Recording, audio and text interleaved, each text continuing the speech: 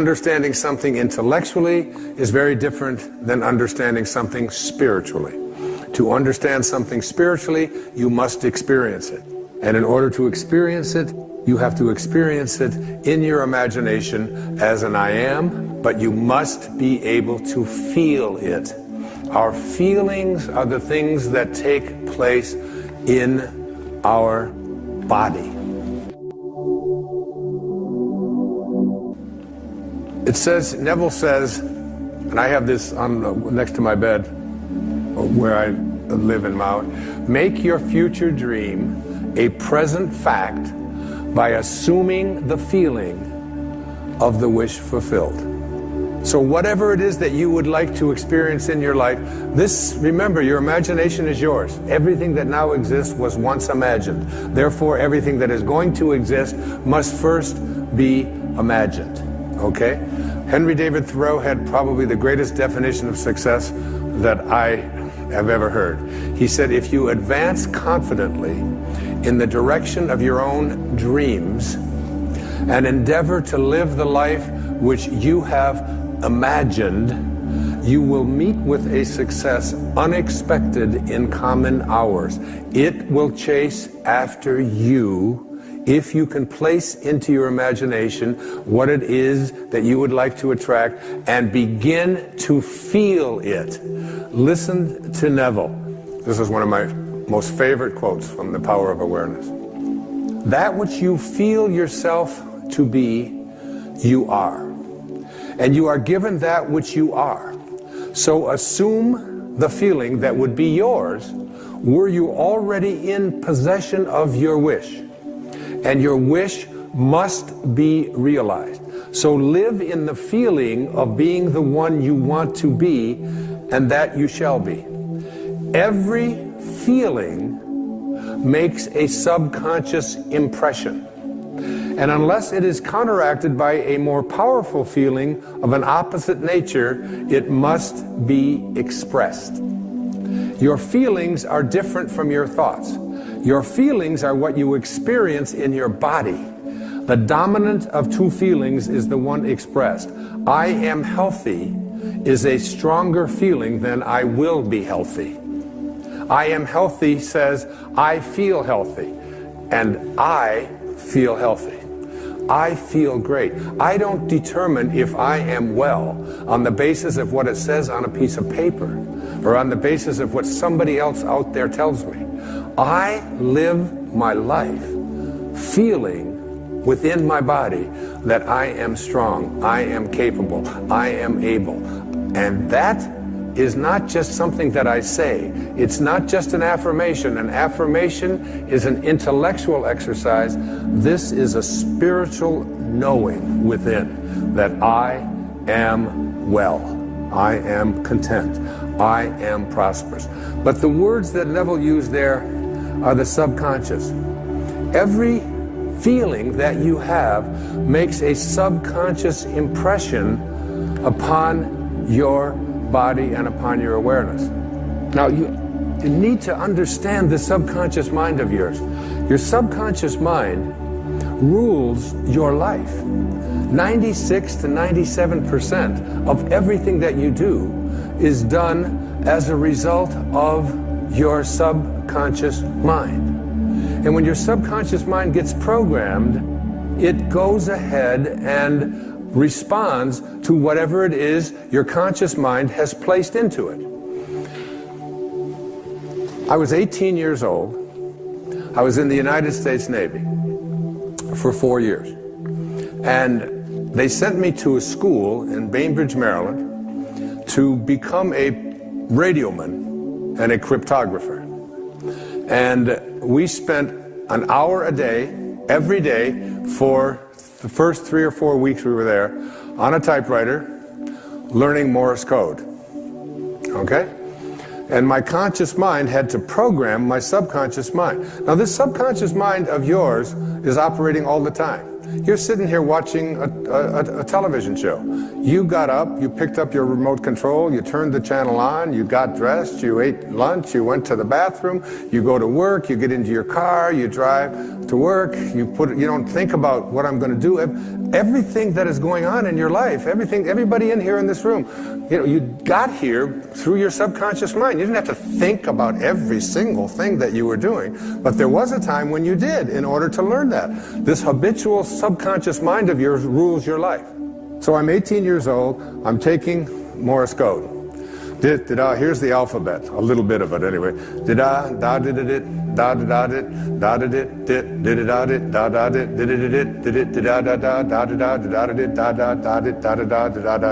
That's A through P. Check it out. That's 53 years ago. And my subconscious mind is still keeping track of the da-da-da-da-da-da-da-da-da-da. You're doing the same thing, only you don't use Morse code, but you've programmed your subconscious mind with da-da-da-da-da-da-da, I can't do that, da-da-da-da-da-da, I'm not very attractive, da-da-da-da-da-da, I'm overweight, da-da-da-da-da-da-da-da, I can't make things happen, and it's da-da-da-da-da-da-da, it's still there, 53 years later, and you go through your life with this subconscious programming, with an awareness that you are not in charge. You're not able to extend or transcend this way of thinking. This subconscious mind of yours is most impacted by your feelings. A change of feeling is a change of destiny. A change of feeling is a change of destiny. Write it down. Stick it on the wall next to your bed. If you came into where I sleep, you would see that. I look at that all the time. I want to practice putting into my subconscious mind the assumption of the feeling of what it is that I would like to attract into my life as if it already existed, and to feel it, not just to think it, but to feel it. Neville's law of assumption says this: if this assumption about what you would like to become is persisted in until it becomes your dominant feeling, the attainment of your ideal is absolutely inevitable. You must first assume the feeling of a wish fulfilled in all aspects of your life. So you have to say to yourself, what does it feel like to be prosperous? What does it feel like to be content? What does it feel like to be well? And I had to remind myself of that when I had this leukemia diagnosis. I had to remind myself, I was down about 30 minutes until I realized that virtually everything that shows up in my life has been a blessing. Virtually everything. All of the struggles, whether it's in, addictions, or whether it's in living in foster homes and being abandoned, whether it's my wife and I separating, and the pain of that, whatever it might be. A dear friend of mine was Elizabeth Kubler-Ross. She passed away a few years back, and she was the one who wrote so much about death and dying. She had a wonderful and important message for us. She said, if you shield the mountain from the windstorms, you'll never see the beauty of the carvings. And the beauty of the carvings comes from being able to be in a state of gratitude for the storms that show up in our life just as much as the things that we would like to have show up in our life. You have to start retraining your subconscious mind. And your subconscious mind, it responds to what it is that you suggest to it. Now, the intriguing thing about your subconscious mind, your habitual mind, is that it can't make a distinction between what it is that you are feeling as a result of what you have placed into your imagination and assumed the feeling of it, and what you are experiencing every day in your life. If you go around feeling unhappy, depressed, miserable, sad, whatever, your subconscious mind says, oh, so this is what it is that you would like to attract into your life. And the universal subconscious mind, to which we were all connected, that we call the creative source of the universe, the divine mind, God, the Tao, whatever you might want it to be, it will begin to offer you experiences that match up to what it is that you are feeling. So your body responds to what it is you place into your subconscious mind. You have to retrain it, because 53 years later, here I am, it's there. But that's innocuous. That's not going to hurt anything. But if I've programmed into my subconscious mind feelings of poor me, I can't do anything about my life, other people are responsible for the reason why I can't get myself happy and healthy and so on. If I live with that kind of consciousness within me, you're going around feeling it all the time. Your feelings create the destiny that you want. If this assumption is persisted in until it becomes your dominant feeling, the attainment of your ideal is absolutely inevitable. And what's the paramount feeling that you want to have? The feeling of, exactly, the feeling of love. Love is the feeling you must assume. This is the message that Anita brought to me and brought to all of you. That when you place a feeling of love, which is all there is, it seemed to me, on the other side. Is that right, Anita? I mean, it's just nothing. When she tries to describe this, and I'm pushing her. You know, I'm 71. I'm cramming for my finals. I mean, I want to know, what's it like over there? You know, we all want to know that. And all she says is, it's just pure love. It's a love that you are bathed in, if you will. Bathe yourself in that kind of love. Live from that place and know God is love. The fourth wishes fulfilled foundation I call attention. This is really crucial. Your imagination is able to do all that you ask in proportion to the degree of your attention. So, what kind of attention do you place on your desires?